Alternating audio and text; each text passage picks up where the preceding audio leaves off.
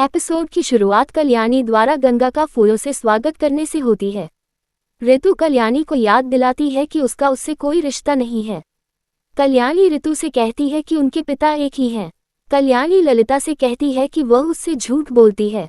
ललिता ने कल्याणी को समझाने की कोशिश की लेकिन वह उसकी बात नहीं सुनना चाहती।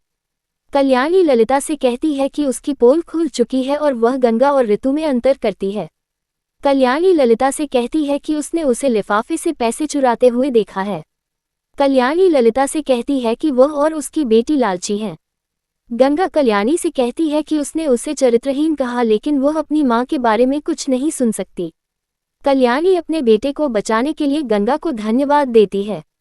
ललिता कल्याणी से विनती करती है और उसने क्षमा मांगी लेकिन कल्याणी गठबंधन तोड़ने की ठान लेती है। ललिता और उसका परिवार समारोह से चले गए जबकि सभी उन पर हंस रहे थे। कल्याणी बेचैन हो गई। ललिता रोने लगती है और वह गंगा को अपना गुस्सा दिखाती है। पंडित जी ललिता को मिठाई बांटने के लिए कहते हैं और उसे ताना मारते हैं कि कोई भी उनकी बेटियों से शादी नहीं करेगा। ललिता पंडित जी से नाराज हो जाती है और उन्हें जाने के लिए कहती है। ललिता रोने लगती है और वह अपने कमरे में चली जाती है।